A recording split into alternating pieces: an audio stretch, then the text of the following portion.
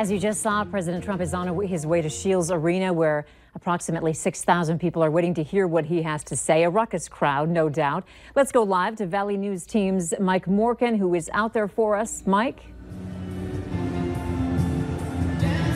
Andrea, I can barely hear you. We've got Elton John, Tiny Dancers blaring in the background. The rally's in a bit of a little break right now. We've had several speakers already. And, of course, we're anticipating the arrival of President Donald Trump in about 25 minutes. Joining me now is Tim Rasmussen. Tim is the campaign chairman for Kevin Cramer. And just about the 4th of July, this is a pretty big bottle rocket to get that campaign going on. Oh, I tell you what, this is a great event. Lots of enthusiasm, lots of excitement going on here. And this carries on the enthusiasm and excitement that we're seeing through the campaign. So this will be a great night. Tell me a little bit about what goes into landing the President of the United States to come here. Well, you know, early on in the campaign, Kevin, has a great relationship with the president. And the president said, I'm going to come to North Dakota, and I'm going to come and support your campaign. And so, we've known that he's going to be coming. And he might come more than once. We'll see. He's a Kevin supporter, and we're glad to see him here. 6,000 people, a lot of folks willing to bear some very warm temperatures outside Shields Arena. Tells you that you've got some support out there. Oh, I tell you what, it's great to see this enthusiasm. And really, since the campaign began, I remember Kevin announced his Senate campaign on February 16th. So it's been kind of full speed ahead since then. And we've had enthusiasm and excitement all the way. We've been doing parades in North Dakota. And it's great to walk in Grafton, North Dakota, and Valley City and see people so supportive of Kevin and his agenda. So it's wonderful to see. And tonight will be a big highlight of the campaign, no doubt. Tim, our recent poll showed it a pretty close race with the incumbent. What does the president have to say in order to tip the scales in your favor? Well, he just needs to keep doing what he's been doing, and that's initiate policies that are good for North Dakota. And that's what he needs to do, is keep initiating those policies that make North Dakota prosper. As we've been reporting, he is on the ground. He's at Hector. We're anticipating him. I know you got to get back there. Thank you very much for taking the time. Thank you.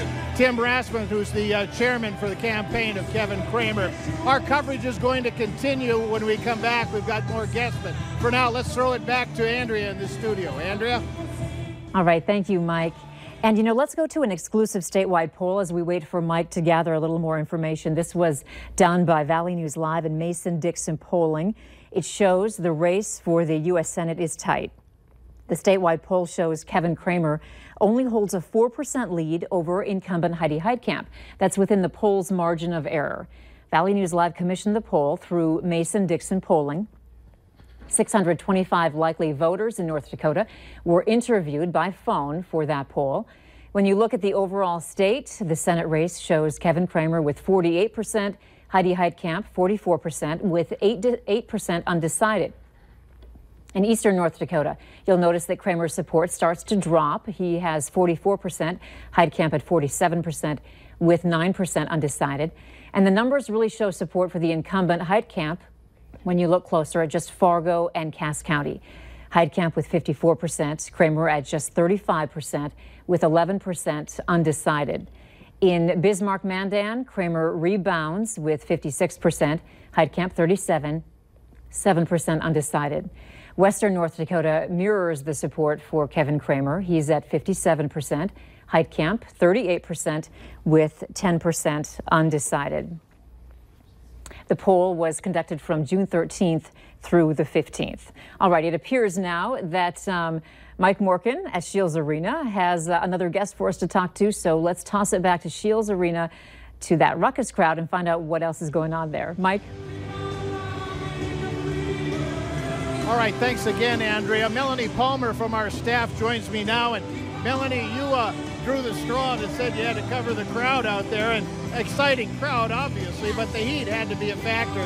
What did you see? Definitely. Very excited crowd, full of energy, so much anticipation to see the president tonight. But as you said, the heat, I know it took a toll on a lot of people. We heard multiple reports of heat exhaustion from some people needing medical attention.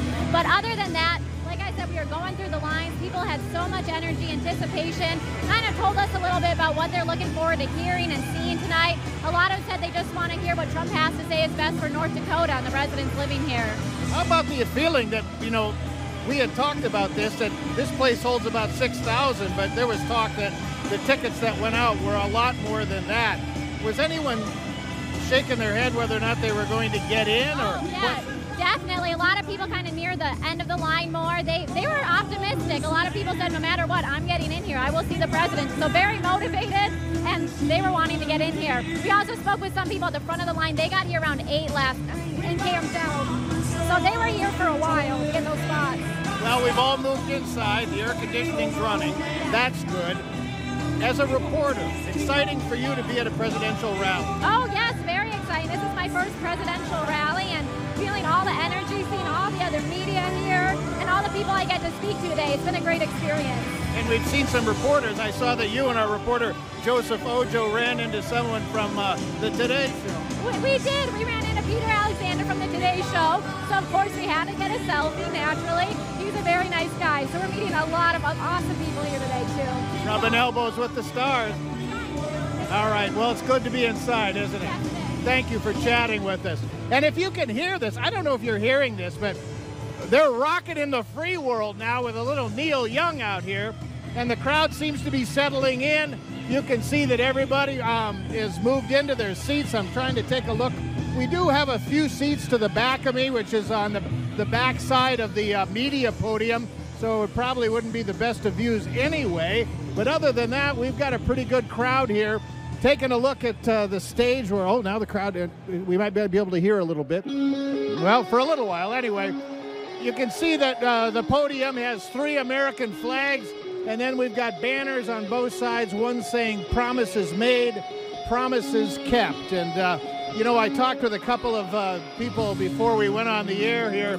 They were along the railing here, and I asked them, I said, what is it that you want the president to tell you tonight at the podium? One gentleman who lived in Minnesota for a while, moved to South Dakota, and drove up here today for the rally, told me he just wants the president to tell us that he's going to continue to do what he has been doing. And then he thought for a while, and he said, then I'd also like him to work a little bit more on immigration, which has been a hot topic, certainly. He said he had hoped that they could come up with a system that didn't necessarily mean we had to build a border wall. That was one man's perspective. I talked to another individual down the road. He said he was from Perham.